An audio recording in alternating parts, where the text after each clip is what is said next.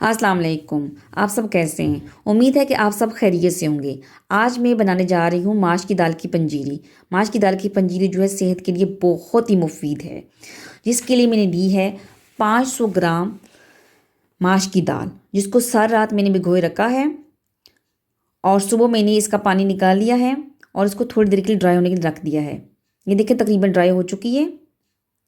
पानी इसका इस तरह ड्राई हो चुका है और इसके साथ मैंने 100 ग्राम लिया है आधी पिसी हुई गंदम और 100 ग्राम मैंने इसके साथ सूजी ली है। 1 किलो लिया है मैंने इसके साथ गुड़। आप अपनी पसंद के मुताबिक कम या ज़्यादा ले सकते हैं। 1 चटांग मैंने ली है सौंफ। 100 ग्राम मैंने लिया है पिसा हुआ खोपरा। 100 ग्राम मैंने लिए हैं 4 मगज़। 1 चटांग मैंने ली है खसखस। 100 ग्राम मैंने लिए हैं बादाम।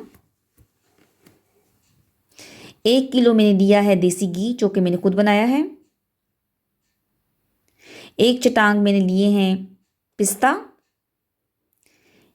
100 ग्राम मैंने लिया है मेवा, काजू और मूंगफली भी मैंने 100 ग्राम ली है और 100 ग्राम मैंने लिया है गोंद ली है। पैन को मैंने गर्म होने के लिए रख दिया है। पैन गर्म हो चुका है। अब मैं इसके अंदर जो है वो माश की दाल को ऐड करती हूँ और इसके अंदर कोई घी कुछ नहीं डालूंगी। पहले इसको मैं इसी तरह भूनूंगी ताकि जो पानी इसके अंदर रह चुका है वो अच्छे तरीके से खुश्क हो जाए और मुसलसल इसको भूनूंगी और हल्की आंच में तकरीबन 15 मिनट तक मैं इसको भूनती रहूंगी। साथ में दूसरा पैन रख लिया है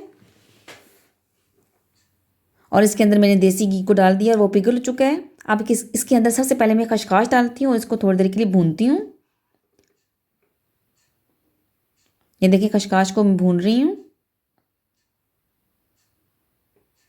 खसखस हमारी जो भुन चुकी है। अब मैं इसको एक बर्तन में निकाल लेती हूँ।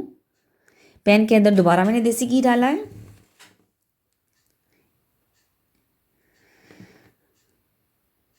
इसके अंदर थोड़ा सा मैं और ऐड कर देती हूँ क्योंकि गोंद के लिए हमें थोड़ा सा देसी घी ज़्यादा चाहिए होगा।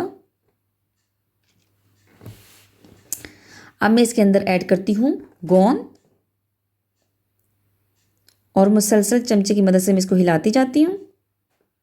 ये देखिए ऐसा सा फूलना शुरू हो गई है। चमचा मुसलसल आपने हिलाते जाना है ताकि ये अच्छे तरीके से फ्राई हो जाए। ये देखें फूल चुकी है, बहुत अच्छे तरीके से तैयार हो चुकी है। चम्मच को आपने रोकना नहीं है। ये देखिए तैयार हो चुकी है और इसको मैं एक बर्तन में निकाल लेती हूँ और दूसरी तरफ में जो है माश की दाल को जो है वो मुसलसल उसका भी चमचा जो है वो हिलाती जाऊँगी ताकि वो आहिस्ता आहिस्ता फ्राई होती रहे और साथ में दूसरी चीज़ें फ्राई कर लूँ। इधर मैंने पैन के अंदर जो है वो आटा ले लिया है, आधी पिसी हुई गंदम जो ली है। इसको मैं खाली बगैर घी के जो है वो फ्राई कर रही हूँ। इसको तकरीबन 2 मिनट तक ही फ्राई करना है आपने पैन के अंदर। साथ साथ देखिए मैं माश की दाल को भी हिलाती जा रही हूँ और गंदम का आटा मैंने निकाल के रख दिया है और दाल भी मेरी तैयार हो चुकी है। इसको भी मैं निकाल के रख देती हूँ। ये देखें ड्राई फ्रूट्स जो है काजू, मूंगफली, इसको भी मैंने देसी घी के अंदर फ्राई कर लिया है। खसखस को कर लिया है। जितने भी ड्राई फ्रूट्स थे सबको करके मैंने पीस लिया है।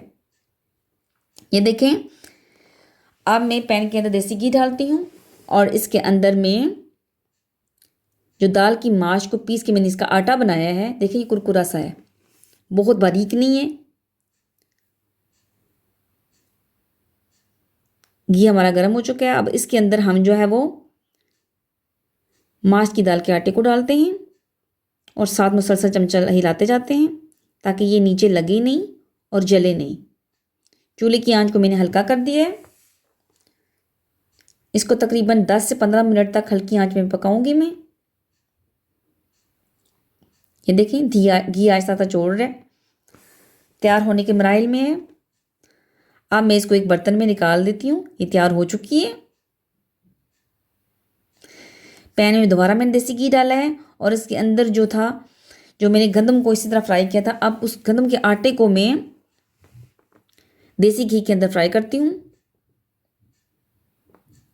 इसको सिर्फ तकरीबन 4 से 5 मिनट तक फ्राई करना है। और ये देखिए फ्राई हो चुका है और इसको मैं अब निकाल रही हूँ बर्तन में।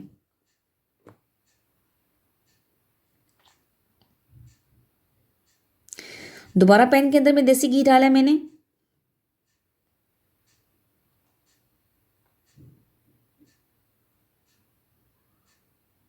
ये देखिए पिघल रहा है, गर्म मेल्ट हो रहा है। अब इसके अंदर 100 ग्राम में सूजी डाल देती हूँ। चूल्हे की आंच को आहिस्ता कर देती हूँ और अच्छे तरीके से इसको आहिस्ता हल्की आंच पर मैं आहिस्ता आहिस्ता भूनूंगी। कोशिश करूंगी कि ये नीचे ना लगे, क्योंकि अगर ये नीचे लग जाएगी तो उसका टेस्ट खराब हो जाएगा फिर। ये देखिए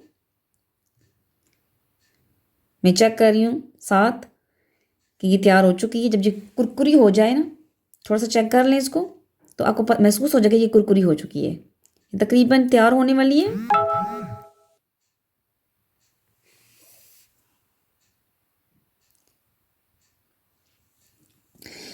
एक देख के मैंने पानी, 1 गिलास पानी का रख लिया, गर्म होने के लिए डाल दिया है।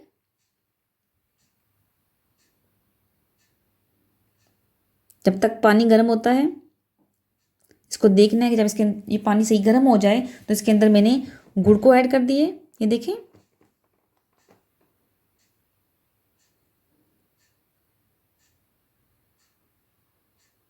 अब मैं मुसलसल चमचे की मदद से हिलाती जाऊंगी ताकि ये गुड़ अच्छी तरीके से मेल्ट हो जाए। ये देखें गुड़ मेल्ट हो चुका है,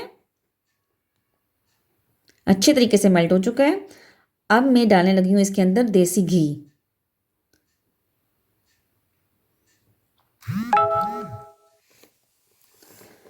अब मैं चमचे को मुसलसल हिलाती जाती हूँ ताकि देसी घी जो है इसके अंदर अच्छी तरीके से मिक्स हो जाए और ये अच्छे तरीके से इसकी चाशनी तैयार हो जाए। ये देखें आपको नज़र आ रहा है चाशनी अच्छे तरीके से तैयार हो चुकी है, इसको उबाल आ रहे हैं। अब मैं इसके अंदर डालती हूँ माश की दाल जो मैंने भून के फ्राई करके रखी थी।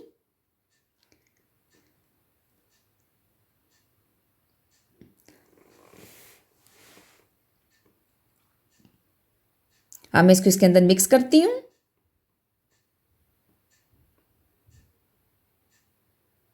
साथ ही मैं इसके अंदर जो मैंने आटा जो भून के रखा था वो भी ऐड करती हूँ, इसको भी मिक्स करती हूँ। और अब इसके अंदर सूजी डाल रही हूँ जो मैंने फ्राई करके रखी थी, वो भी मिक्स करती हूँ।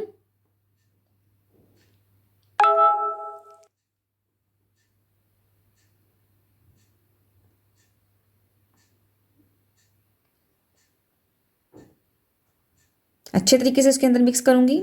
अब जितने भी ड्राई फ्रूट्स थे जो मैंने फ्राई किए थे देसी घी के अंदर, उनको मैंने पीस लिया था, वो भी इसके अंदर ऐड करती हूँ।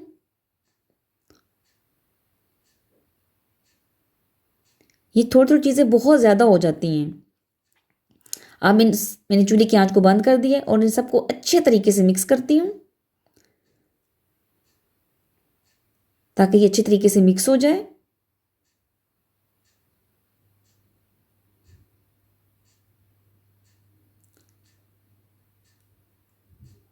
बहुत ही अच्छी खुशबू आ रही है।